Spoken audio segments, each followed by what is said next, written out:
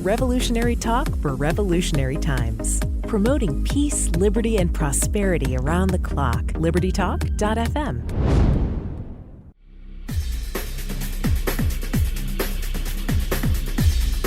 Welcome to Living the Solution with Dr. Elena George. Today we're going to have, I think, a part 2 of a show we did a few weeks back with Miss Vickie Werner.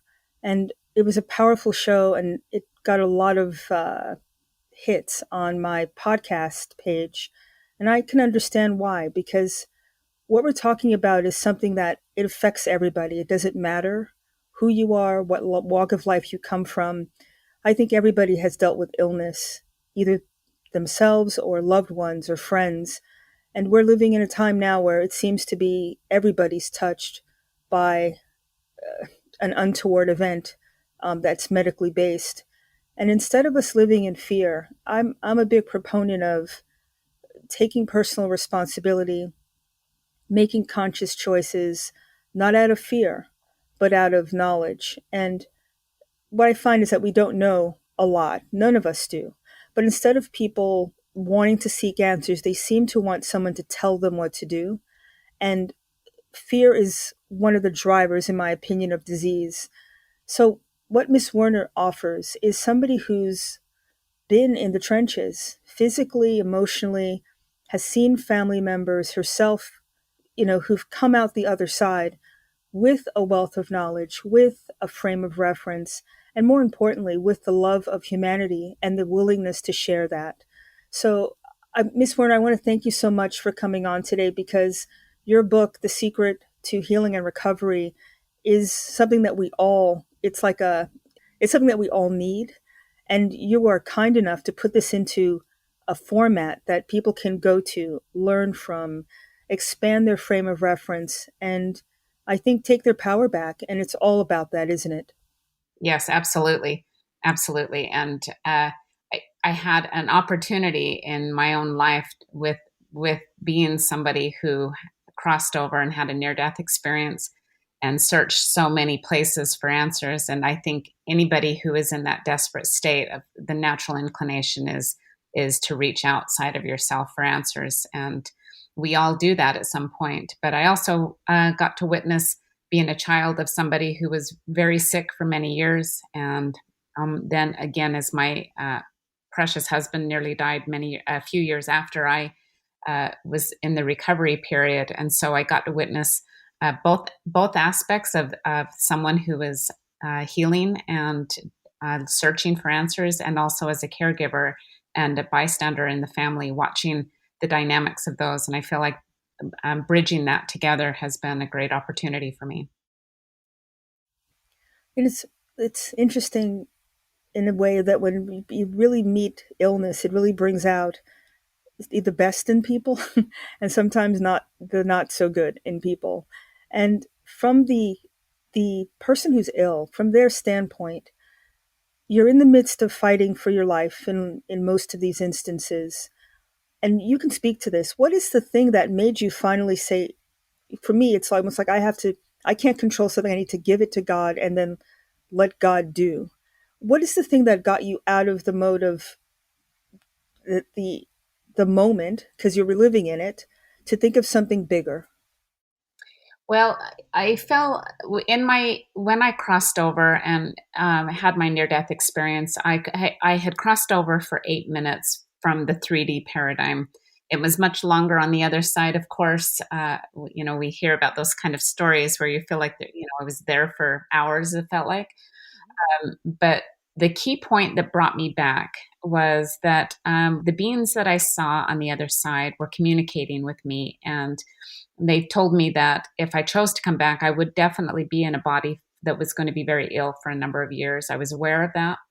But I also saw how each one of my family member was going to live their life without me. And my youngest child at the time was 7 years old. And she, in the forecast that they showed me there was a screen, they showed me each one of my family members, including my husband, how they lived out their life. And a lot of it made sense until they got to my 7-year-old. And they showed that she suffered an enormous amount of mental and emotional trauma. And she specifically was not going to live the life purpose that she had contracted to live if I wasn't here. And that alone was the driving force to bring me home. And so I turned to them and I said, I need to go back. Sophie needs me. And coming back into a body with such excruciating pain, and the only way I can describe the level of pain is from a 1 to 10 scale. It was a 24. I was in so much excruciating pain, but I just had to live.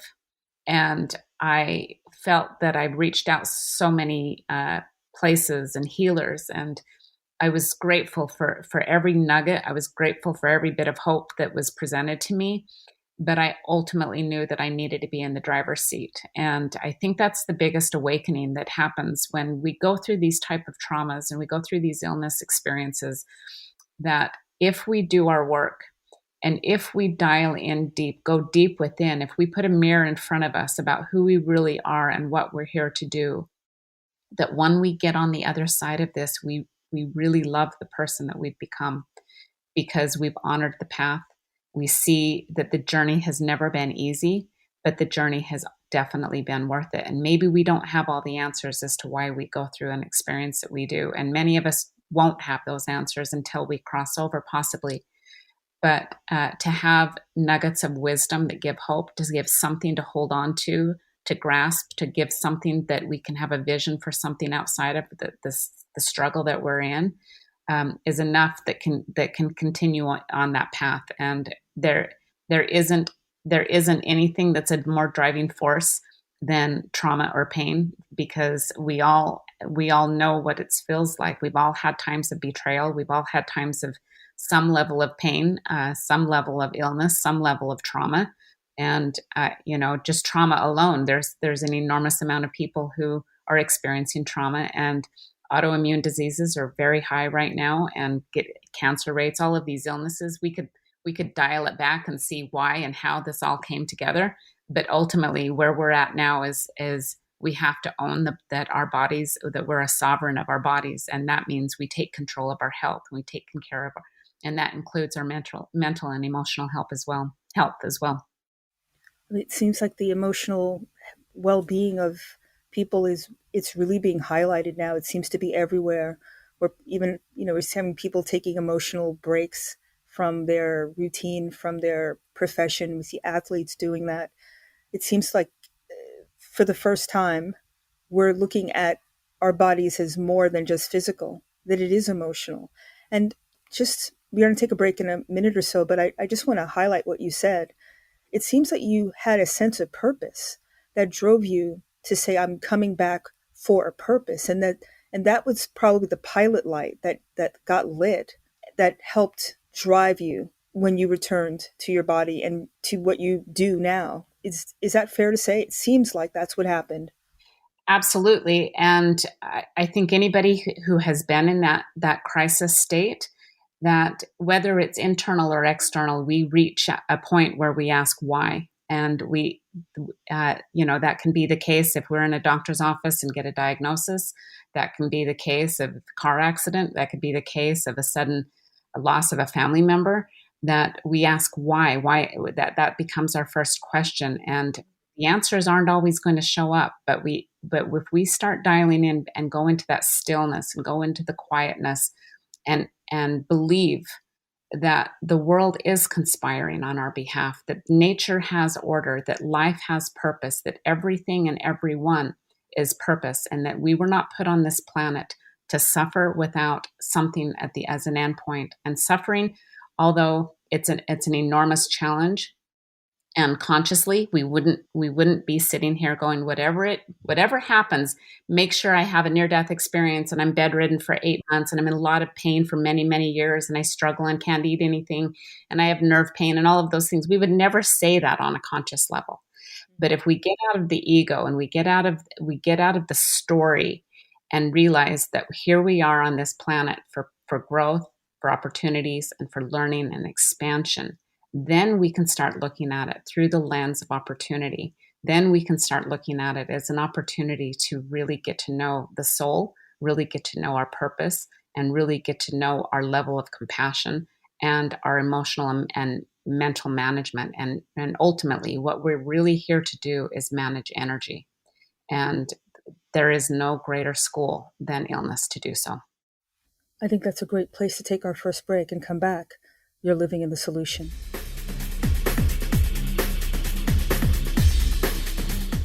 Welcome back to Living the Solution. We're speaking with Miss Vickie Werner, the author of The Secret to Healing and Recovery. And you should go to her website, actually Facebook, Intuitive Accelerated Mentoring. Is it a company, or is it a group that you manage that people can actually use your services, right? It's a dynamic group, isn't it? Correct. Yes, we do have, my husband and I do that together. We mentor people who are on a healing journey. I from trauma or emotional health coach, is from support for that level. Sometimes one-on-one and sometimes in groups. My husband's doing a group right now with his mentoring. But yes, that's definitely an opportunity. I think that's really neat because it just gives everybody an easy access. No one has to really work hard to find help. It seems sometimes that, well, I think the stigma for being more aware of what you need is okay to ask. But this is something that's going from internal. You're not talking about pharmacopoeia or pharmaceuticals. You're talking about the person connecting with their inner self and their spirit, their soul, right? Correct. I think it's really healthy to set the baseline of the pharmaceutical world and the medical world, that the expenses in our country, the most expensive expense that we have is housing, and the second most expensive expense we have is healthcare. And more people have been bankrupt because of healthcare. We have more opportunity and more specialty clinics that have come up around the world and in our country, and yet we are sicker, in more debt. We are filled more chronic fatigue, more inflammation, more autoimmune than ever before. And we are at a turning point here in history. That right now, we could all look at this world right now in a space of fear and wanting to hide out and just let the rest of the world fight their battles and we reemerge. But we're not going to have the growth that is available if we do that. If we really change the lens once again and see that this is an opportunity to stand up for our sovereignty, to be a choice of what goes in your body, to be a choice of how you care for your body, and that you become the student and the teacher of what your body is capable of doing, and not letting anybody who has an end goal that is a financial gain, that the goal in healthcare systems has never been to heal, because if they heal you, they remove their dollar, they remove their patient. If you're healed, that's never going to be the goal.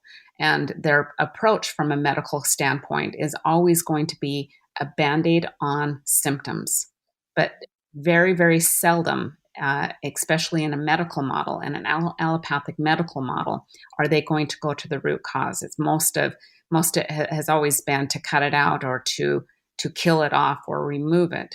But then we still, again, haven't learned. We didn't enter a space of consciousness as why was it there in the first place? Why did this breakdown happen in the first place? What were the dominoes that led us to this position now? And if we don't learn from that, it either reoccurs or we've missed an opportunity for growth. Well, I think it comes down to personal responsibility and the awareness of what's best for you. Instead of it coming from outside in, it needs to come from inside out. And I think from a patient standpoint, it seems that patients have ceded their power. They're following along with I think most have a question mark about if they're doing the right thing, but yet they're just going forward with that question never answered and with no pushback. And from an emotional standpoint, at some point there will be an awakening, and I think it will come out. What was this whole 2-year history that we've been experiencing with our healthcare choices, with this technocracy, with this totalitarian medical system? Hmm. It will come online and people will figure out that maybe we didn't do the right thing and maybe we were led down the wrong path. That's going to be an extremely emotionally devastating path that opens up. How can people how can they prepare themselves for this? It's coming. Yes, it is. Truth is there. It is coming, and I think we can look back on maybe 10 or 15, maybe 20 years ago, that the if we did a hierarchy of value in our community, in our would be, we looked at our medical industry as being the saving grace. We looked at them as the backup in case of any emergency. We looked at them literally one level below God. And so if our doctors gave us a diagnosis, if we went to a doctor and they gave us a prognosis, they gave us an outline of what we needed to do, that was taken as gospel. And people were shamed by their family if they decided to bypass what medical recommendations were. If people were criticized, and we have been criticized if we go against the narrative. But we have to remember, what is the ulterior motive here? What is the energy behind it? What is the intention, and what is the and what is the end goal? And if their end goal at the end of the day, they forget, you really are a number. You really are just one more person. And our healthcare system has worked so stringent in making sure that you don't have opportunity to ask many questions, that you are really left flailing. I mean, on average, we see a medical doctor in an appointment on average between 9 and 11 minutes. And you haven't even developed a relationship in that time, energetically, let alone on a physical stance. And if you just barely got a diagnosis, if you're in there for the first time after feeling something isn't right for a number of months, and as an example, if it's cancer, or that you've been given the sentence of a life of suffering, or a death sentence, I promise the first thing that happens is you will go into fight or flight, and that your brain, from that moment forward, you will not comprehend anything beyond that, because you are, from a perspective of the brain, you are now in survival mode. And so you can't think clearly. You aren't making rash decisions. And unfortunately, they know that. And they use that time to tell you exactly how you're going to move forward from this, and that you remove the ability to have critical thinking.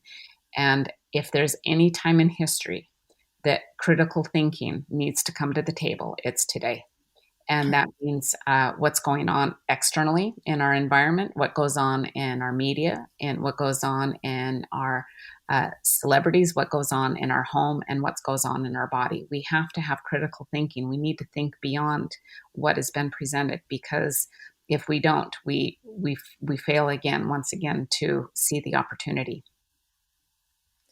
I think from what you're telling me and what I'm taking from this, it goes down to what you said before about being still, and about distilling, taking away all of these external propaganda pieces that are thrown at us, and going down to what really our essence, what makes us us. Are we happy with who we are? And if we're not, what do we need to do to fix it? Is because I remember from my pathway, my journey in this different way of looking at healthcare.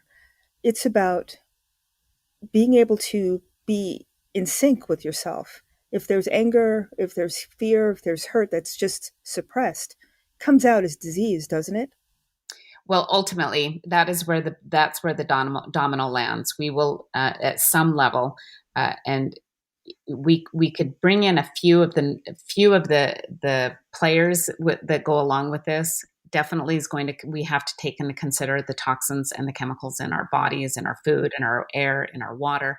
That's definitely going to break down. We definitely have to take into consideration that we live in a sympathetic state, sympathetic nervous system state. So we are in fight or flight, and that it's impossible to heal and regenerate in that state. Our body is not made to heal and regenerate in a sympathetic state. It's made to survive.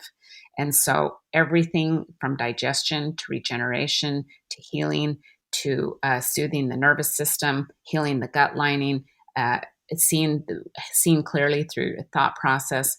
All of that goes out the window because it's not the time to have a baby. It's not a time to regenerate the body. It's a time to run, fight, or hide. And so those are definitely key players. And if we give ourselves permission to enter again with critical thinking, what is the thing that's happening with all of us?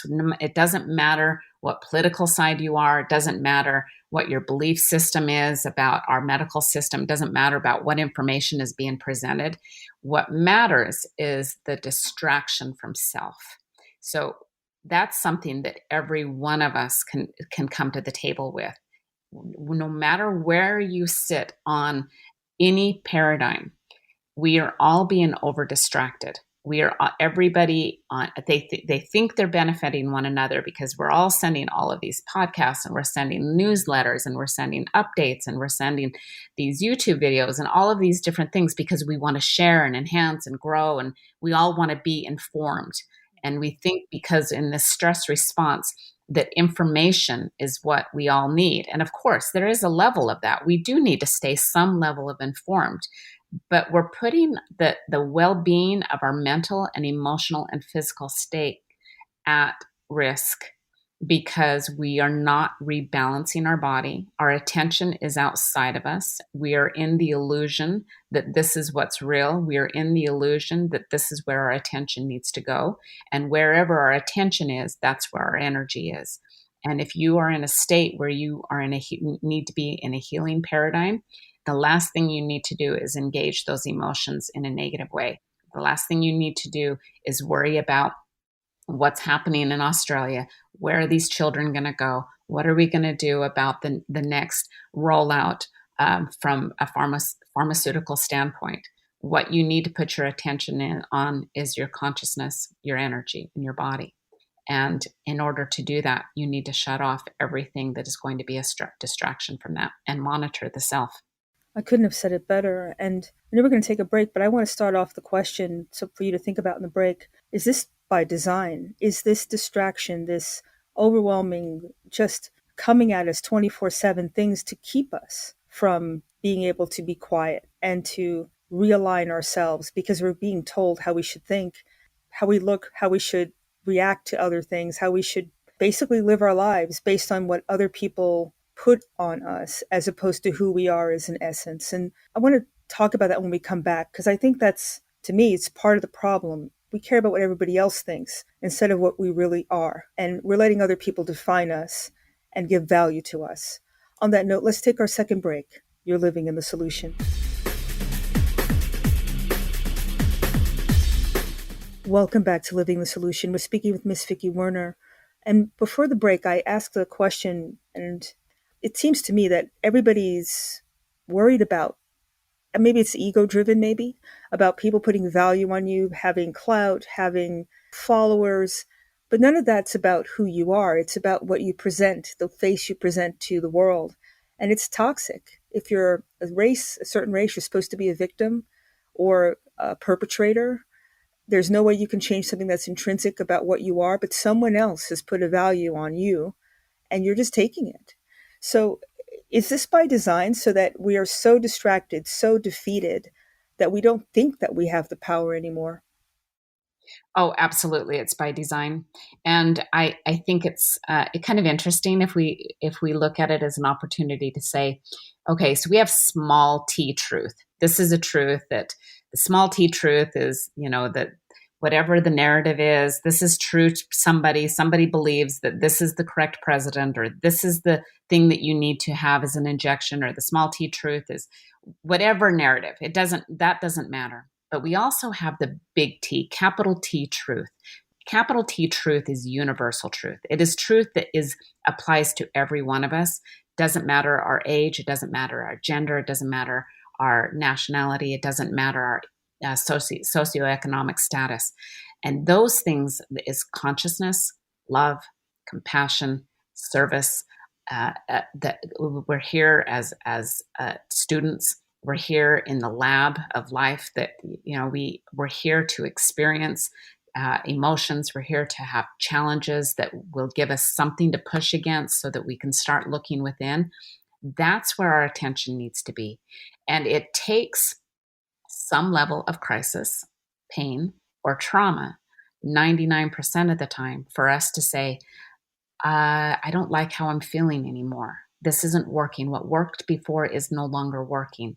And it takes that little bit of a resistance for us to take our attention off of the outer world and enter within. And so again, I could dance in joy at the possibility of what nature is doing for us right now. It's really, we are in the 11th hour of the greatest playfield in the human history. And our consciousness and our ability to expand, our ability to transition from one level of consciousness to another level of consciousness in a single lifetime is an opportunity that all of us signed up for. And some of us will pass the test and some of us will not. Some of us will come through very scathed, and some of us will come through as champions. But what really matters is that we engage with self, we engage with the soul, we engage with our relationship with the divine. And whatever that language is for you or for me, the divine is a higher energy source. To me, it's God. And what more beautiful opportunity to engage with a relationship and building your relationship with God than in the current status of what's going on in the world around us and in a healing paradigm. Those are the two greatest opportunities that we can have to have a relationship with God. And here we are talking about both of them. And basically, once you make that paradigm shift, that changes reality, doesn't it? If everybody's thinking in a different way about what's gratitude, empathy, what's good about them, and how they can share that with their fellow human and whatever living creature, by the way, humanity and animal kingdom, that puts everybody in a better position. I think that raises the vibration of energy, doesn't it? Like those snowflakes or the sound waves that make perfect geometric forms just based on the sound being consonant as opposed to dissonant. It's intangible, but it's so powerful, and it's easy, isn't it? Well, I take that back. It's not easy for some people, but it's a muscle and it's a practice, and you have to kind of know what you don't know and start that move. Everybody can learn it, in other words, can't they? Correct. And yes, we all have to come from some level of unknown and start working towards a level of competence and a level of known. And so, of course, we're all on this journey, and we all have some level of consciousness, some level of spiritual development. But to enter this understanding, it's no more than shifting your perception. It's no more than closing one eye and opening another and seeing through a different lens. But the only way that we can do that is we have to be in a coherent, peaceful state. Because if we are already riled up, if we've just went through our social media feed and we just listened to 3 or 4 doom and gloom posts. We just turned on the news and we were thinking we were only going to watch the weather, and then we just got to see the latest statistics and the latest tragedy. We are once again re-engaged into that sympathetic state, and we are in that stress response on average. Now, this was way before this COVID experience, this pandemic timeframe. Before that, the average person was between 6.5 to 6.5 hours of stress response per day. And that gets very little time for healing and regeneration and consciousness. But I promise, the one thing that is science, the one law that we do know now, is when you try to view and make changes during a time when your brain is a heightened stress response, you will make the wrong answer 100% of the time. You will always choose the wrong answer and the wrong decision, the wrong response, because again, you are in a stress response. Wow, I didn't realize that, how it kind of keeps you on that wrong path. You really can't disconnect in order to have perspective. And then And you can it see becomes a how very self-fulfilling. Oh, correct, go and you ahead. can see very quickly you end up on a path very far away from where we know our natural state is. Our natural state is homeostasis. Our natural state is peace. Our natural state is compassion, is love, is service. But we are not going to be engaging in that when we are so busy trying to put out the fires in the outer world. That's a good point. And, we talked in the last show about techniques, like the EFT technique, using aromatherapy, things that will actually help prime our parasympathetic system. So these are easy things that you can do. Everything's a process, but these are things that you can do. I'm feeling stressed. Let me disconnect by, those are things that you can do quickly, right? To kind of center yourself when you're in the midst of these episodes. Yes, the best thing we can do is to close our eyes and just enter a space of just breath. Just focus on your breath.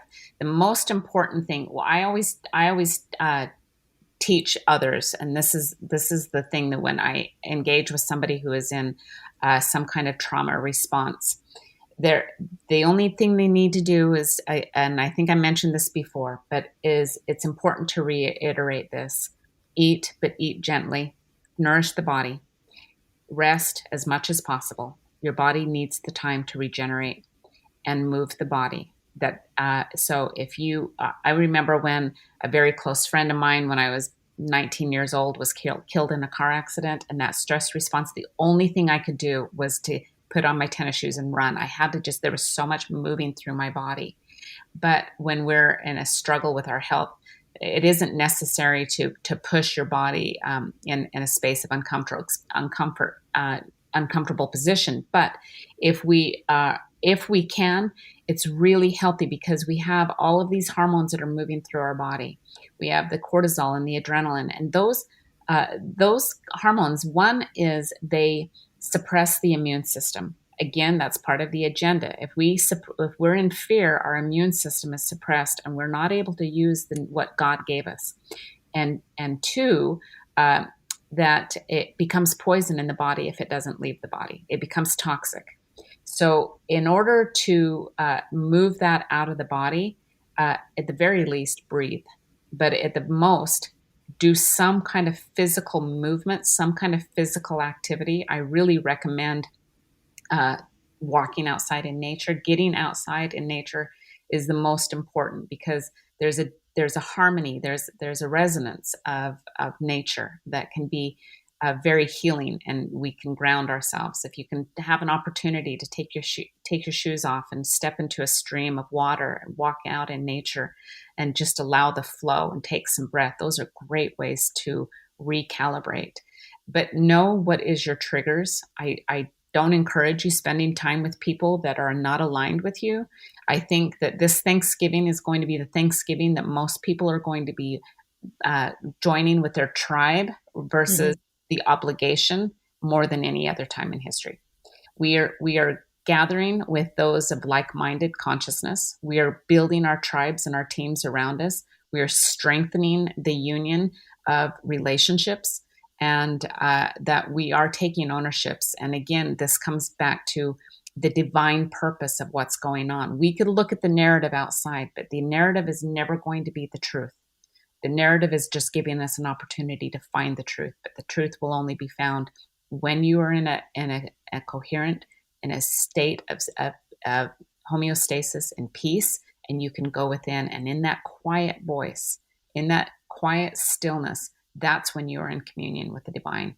And that is the richest, most beautiful opportunity that each one of us has. I mean, I pray for everybody to get to that because it's just so rich. It's full. It is how you recharge and how you become resilient to all of these insults and assaults that are coming at all of us as human beings. There's no way that anybody could 24/7 live in that space. Just shocked too that people can live in a space of anxiety and fear just perpetually. I mean, I see it with certain patients, and I feel badly for them. I want to be able to give them energy, to charge them, to give them peace. And it's difficult, when you've had that amygdala just firing constantly with this fear, just taking over somebody's life. And we're living now in a space where we're going to see a lot more people that lose their health. And more importantly, people are going to have to start taking care of loved ones. And I want to discuss that when we come back, because caregivers have a really difficult time. And that's like an unsung hero. Everybody's had to be one at one time for their parent, for their child. But we're talking about society changing now and that becoming maybe the norm. So let's take our last break. You're living in the solution. Welcome back to Living the Solution. Again, you can find Miss Werner's work on VickieWerner.com. That's VickieWerner.com. You can get her book. You can read her blogs. I think you have a blog, don't you? But I know your books and your media is all on that same website. Am I correct? Correct. Yes. Okay. So I just want to jump in quickly because this is a big topic and no one ever talks about the caregiver. But my dad had to be a caregiver for my mom. I had to be a caregiver for my dad. And it's an emotional task to be the support, know that you're living in a position where life is maybe teetering or it's precious. And you have to be the foundation that the person who can handle it and not fall, not push your anxiety on the person trying to get well. I mean, this is huge. And I think it's a skill as well, isn't it? Yes.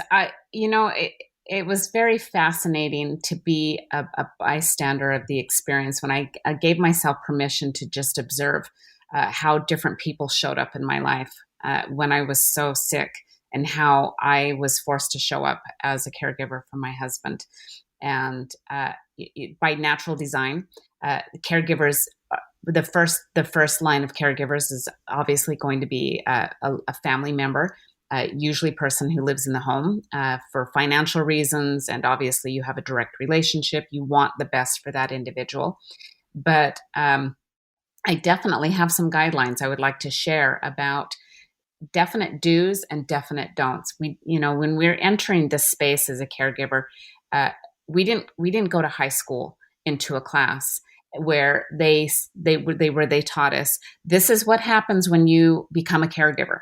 This is how you're going to handle it. This is how you're going to do emotional management. This is how you're going to have the support system. None of us are presented with that. So we kind of flail a little bit and we make mistakes. We say the wrong things. We do the wrong things. But ultimately, we all have good intentions. But intentions can only carry so far if our emotions are drained, when we're in fear of the unknown, and we live in that perpetual stress state. And the most important thing that I'd like to share, before I go into the do's and don'ts, is that whether you think that this is happening because you're being punished by God, or whether it's a karma, or whether you think that if you're a caregiver and that you're doing the right thing and you become that noble, dig in your heels, I'm going to take care of this person no matter what, and I love them. And yet you're grumbling under your breath when your husband's mother moves in and you end up having to change her dressing, or you end up having to listen to her rant about her health challenges, and you watch that she's made choices throughout her life that you're thinking, well, this is why you're at the space where you're at, and here I am being the end result, and I'm the one who has to take care of this. We can relate. I think all of us can relate to that, how we would feel and how draining that would be. And I think the most important above all else is to respect your emotions, that it's okay to feel the way you do, to honor the feelings that you have. You don't want to reside there. If it's an unhealthy one, you have to really monitor yourself. But if you're looking at things that you're doing these things through obligation and thinking that one day you're going to get praised in heaven, one day you're going to get these brownie points in heaven because when you die, that the gods and the angels are going to praise you because you suffered and sacrificed and gave of your attention. you're missing the point, because the most important point in all of this is the energy around it, and it's your intention. So if you are in service and you're grumbling about it, and you say nice things but you're grumbling under your breath, and you're complaining to your best friend, and you're posting on social media what a burden your partner is or your mother-in-law is, then you're actually bypassing any kind of potential brownie points that you could have. What really matters is the spirit growth and the awareness of the energy that you're placing in it. What's your intention? So if you are out of alignment in any way from your thoughts, your emotions, or your behavior, then that's when you do a self-check. That's when you go back into self-care. That's when you step away from all obligations and say, all bets are off. I'm at ground zero and I need to recalibrate. My cup is empty. And then you can re-emerge after a meditation, a nice warm bath, a lunch date with a friend, where you can just get that pressure off of the body, those emotional stressors off of the body, and you can come back in love and compassion and service, and you emerge as a greater opportunity to cultivate a deeper, more loving relationship. That's when the blockage, the ego is removed, when we're in that vulnerable state, when we know that somebody is potential, that they could cross over. When we are in that unknown, we enter the vulnerability, and in that vulnerability, we enter our heart, and we can connect at a deeper level, really get to know somebody's story, really get to know the depth of where they are, and really have that opportunity to use those opportunities as a mirror to self, and how you can present as a greater version of yourself. So from my take from that is that it's you let fear go, and you live in a gratitude space. It's not what you're going to lose, it's what you have. And isn't it living in the moment then? Correct. Yes. The most important uh, element is living in present time, because we tend to dance between both sides of that paradigm. We either long for what was, and we live in the past, and we remember where the person was healthy, our loved one was healthy. We remember the promises that they had, or our dreams. We remember the good times when they had vitality, and we didn't feel that weighed down energy. Or we project to the unknown future, and we worry about whether to buy Christmas presents, or we worry whether to make a long-term goal, or to plan a family vacation, or we worry about the what ifs. We enter that space of what ifs, and we try to plan and organize, and that's again in that stress response. That's still the sympathetic response, is we try to control the environment. We try to micromanage the what ifs, and ultimately it's really not in our hands. And if we can give ourselves permission to surrender and just let it all go, and trust that in this moment all is well. And so when we dance in those two areas, of course, we're going to enter some level of anxiety, potentially some depression. Our emotions are going to flare out. We'll have a mental image, and we'll cascade into an enormous stress response. And again, trying to control the situation. So living in present time is crucial. And when you're not in present time, you're not aware, and you're not in a conscious state. That's why meditation is so healing. That's why, because that's what it is. It's awareness and consciousness and breath. Just be in present time. And that's my favorite statement to say, because we don't know what next week's going to happen. We don't even know what's going to happen in an hour. But in this moment, all is well. And if we keep giving that as our mantra, and trusting that we anchor into that truth, we can again reemerge with love and compassion to self, and love and compassion for our loved one. And so the corollary to that being able to let go is, it's not about control then. It's about giving that.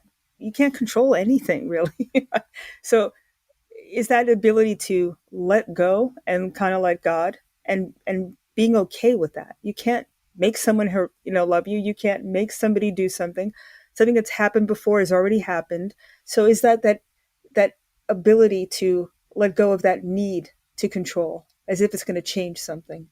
Right. And we can give ourselves compassion. I know I enter that control space too, and I'm trying to, I enter into that micromanaging control, because what we're really trying to do is be safe. When we don't feel safe in our body or we don't feel safe in our environment, of course, we're going to try to control. That's a natural inclination. That's the human experience. But when we can surrender that control, and maybe it's best to give the opportunity to say, what is this here to teach me? What if there was a message, what would the divine want me to know right now? If my spirit guides could give me a message, if there was a future self that could give me a message, what would they tell me about this moment? We could extrapolate some information and some insight. We can do some intuitive hits, or some, automatic writing or journaling, or some level of soul to soul conversations. And then we can enter that space of letting down control. If we can just recognize that in order to create order, disorder has to happen. That's the laws of, that's the quantum law. And in order to get through this moment, we have to, and to see it from a space of opportunity, we have to shut off the outside possibilities, all of the messages from family and doctors and medical healthcare professionals, and all of these people are going to have opinion. I promise that no matter what's going on in your life, if there's somebody who's observing, they're going to have an opinion. And maybe their opinion matters and maybe it doesn't. But what really matters more than anything is that you enter that space of peace, that you have gratitude, that in this moment all is well. And no matter what, you will get through this. We will all get through this. And what a beautiful, delicious opportunity it is to cultivate a deeper relationship with self and a deeper relationship with the divine. I think that's an excellent place to stop and reflect and be grateful that we actually got to hear you say this on our show today. So in the few seconds that we have left, how can people reach you, join your mentoring group, and get your book? Well, great. Yes. Going to my website, I have a contact page there, and you can sign up for our newsletter. I am in the process of starting a podcast myself. I've been told many, many times I need to do that. And I do have a couple of YouTube videos out. I've been focused on my own healing, my own family's healing, and my past life regression practitioner is another one of my passions. And I have a lot of clients that contact me for that because it gives them an understanding of why they chose the path that they have and what the opportunity is with that. So that's, again, on my website at vickiewerner.com. And, as Amazon or any of those things, my book is The Secret to Healing and Recovery is available there too. Ms. Werner, thank you so much for joining me. I feel calm and relaxed, and I have even more of a doubling down on the purpose I have. And I want to thank you for everything you do once again. Thank you so much. And God bless you. God bless you too. And thank you, everybody, for living in the solution.